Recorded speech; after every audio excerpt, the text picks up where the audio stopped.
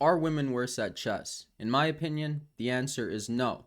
You might ask, so why are there not more top level female chess players? Why has there never been a female world champion? Yada, yada, yada. It's a fair point, but in my opinion, it's just because a lot less females play the game of chess. I don't know why this is. It could be because when they're raising the ranks at the club level, a lot of chess players are odd, and maybe that's a turnoff to them from competing, from raising the ranks, and they just quit. You might say women are more emotional. Maybe that's why they're worse at chess. My rebuttal to that would be, have you ever seen Hikaru Nakamura? He's about as female as they come emotionally. But I don't even think emotions in chess is a bad thing. I mean, look at Tal. He was a magician. He had a fighting spirit. Like, his personality showed through his moves, and that is having emotion in chess. And he was one of the most beautiful chess legends that ever lived. And Judit Polgar is another one. She plays fighting chess. She could beat everybody. We're going to look at a game where she crushed Anons today in Germany 2003. My one problem is the female titles. I think they should really do away with it. I think it's kind of just quite rude. I guess the argument for it is that it draws females into the game because they can become titled easier. But when you play a WGM and they play like a 2000, it's like, and why are you calling them a WGM? Like, there's been so many females that have become grandmasters in history. It's like if you become a doctor, you're a doctor. You're not a woman doctor. Chess is a psychological game. It's not a physical game. So, and I don't think women are less intelligent than men at all. I think that would be kind of a dumb remark, to be honest. So, I don't think they should do away with the woman title. I mean, it doesn't make much sense to me. So let's get into the game. The first move is e4, played by Judit. Anand plays the Sicilian. We get an open Sicilian. We get d4, the infamous exchange. In the center of the board, mainline stuff. We get a Najdorf, bishop e3, e5, knight to b3. Right, you really want to route to b3 because you want to use the f pawn later, and they have holes on the queen side, so you route your knight over to the queen side. We get bishop e6, pawn f3, kind of in same-ish fashion. You can imagine g4, h4. You can also start to envision queenside castling after you see the move f3. Knight bd7. She strikes with g4 right away. I mean, that is awesome. Usually people go queen d2 castles, yada yada.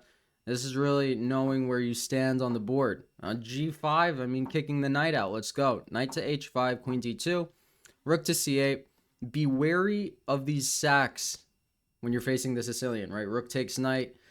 Bad stuff can happen. It could be a bad day very quickly. We got queenside castling. Bishop to e7, building up on the g5 pawn, trying to castle. Bishop to d3, connecting the rooks. White is ahead in development. And then pawn to g6. This kind of glues the knight over here on the king side and also prevents the dark squared bishop from becoming good against black's king anytime soon. h4, expanding still on the king side, untying her pieces, guarding the g5 pawn. We get castles, king b1. Always throw that in. Remember the Kasparov game where he didn't throw king b1 in? Bad things happen. Pawn to f6. Okay, that's an interesting move. We get takes. Now g6 is a little weaker. And we get rook takes. So a little assessment of the position is black's pieces are a little awkward. Black's king is maybe a little weak, but also black's pieces can face white's queenside and a attack can be made. So that's why this position looks basically balanced. Queen to f2, setting up the battery on the knight. Anand was a world champion, so he saves the knight, even though I've seen people blunder pieces in one move in world championship matches now, which is wild. Knight to d5, the beautiful square. If they can never go d5 with their pawn, it's a good day. You did a good job. So, okay, does Anand want to save his dark squared bishop or light squared bishop? He elects to save his dark squared bishop. Now white has an isolated pawn. But at least the pawn is stuck on d6 and it can never go to d5. We got rook f7, untying his pieces. Rooks on the 7th provide great defense. And we got knight bd2. Knight d2. Knight bd2. I'm so used to saying that. Routing over. It can go to e4. It protects c4. So she's happy. We got knight d5 attacking the pawn, c4 defends the pawn, and then knight to g4. All right, this is where the game heats up. This is where it gets interesting. So do not take this knight because you lose a queen.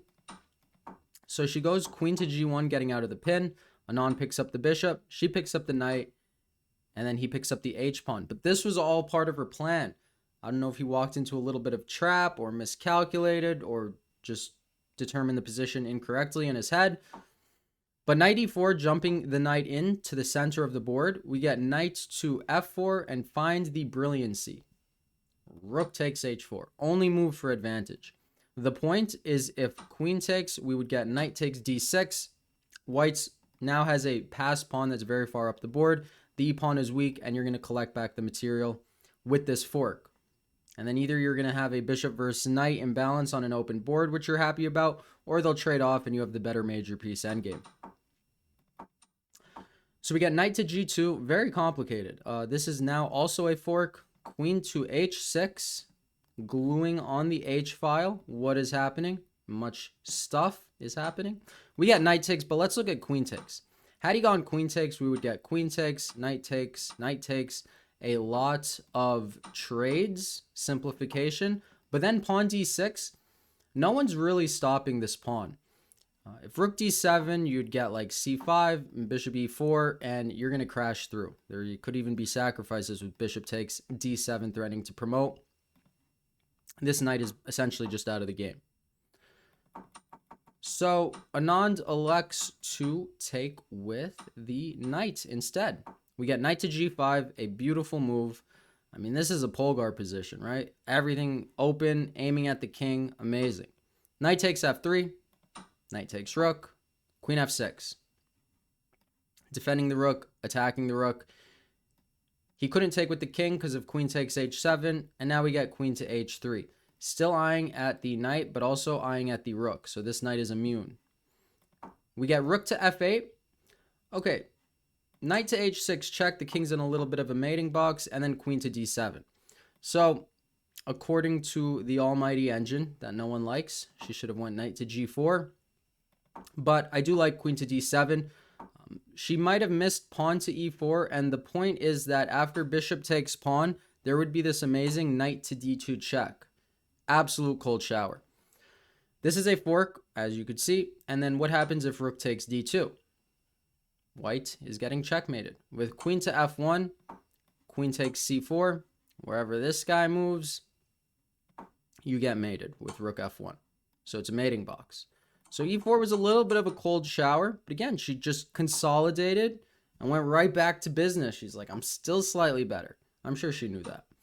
Queen takes d6. Queen takes knight, and queen e7. She's like, no one is stopping this pawn. We get queen g7, patching up the holes on the king side. She picks up another pawn, and it's pretty crazy that material is balanced, right? They both recaptured pieces at such different times, and at the end of the day, it's a bishop versus knight on an open board, and this pawn is the MVP. We get pawn c5, pawn a5, bishop to b5, so there's no rook to e8, discoveries, yada yada.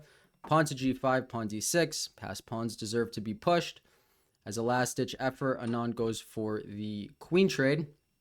You have to take with the pawn. If you take with the knight, it's just instant GG's with rook to e1, and you're going to go rook e8. Make a queen or two, or three, or four. And so instead, he took with the pawn. We get rook to e1. The knight moves. Bishop to e8, amazing. It's just a winning rook endgame. Okay, rook to f8. She marches in the king. Just pure calculation, right? If rook takes pawn, we go d7, check. You could go anywhere, king e2. And these are doubled pawns. This is easily winning. She's going to collect everything. So rather than take the pawn on c4, Anand brought his king closer, but it's too little too late. She took the long route that always ends up being shorter if you do endgame puzzles. Rook to e1, rook e8, we get takes, and Anand resigned. Is it resignable? The answer is yes. After king takes e8, you would get king to b6. If they go for the pawn race, you just go king c7, and you're going to promote faster than them. And if they try to bring their king in, you just take this pawn And again, they just lose the race because you're going to promote with check. And again, doubled pawns, super easy structurally speaking. So Judit Polgar, an absolute menace. Who do you guys think is the next up and coming female that will take over the chess world? Do you ever think we'll have a female world champion? The odds are not in their favor just because of the amount of females that play versus the amount of males that play. Hopefully that changes in the future. But this was a gem of a game and she was a gem of a player. Thank you guys for watching. Have a great day. Boom.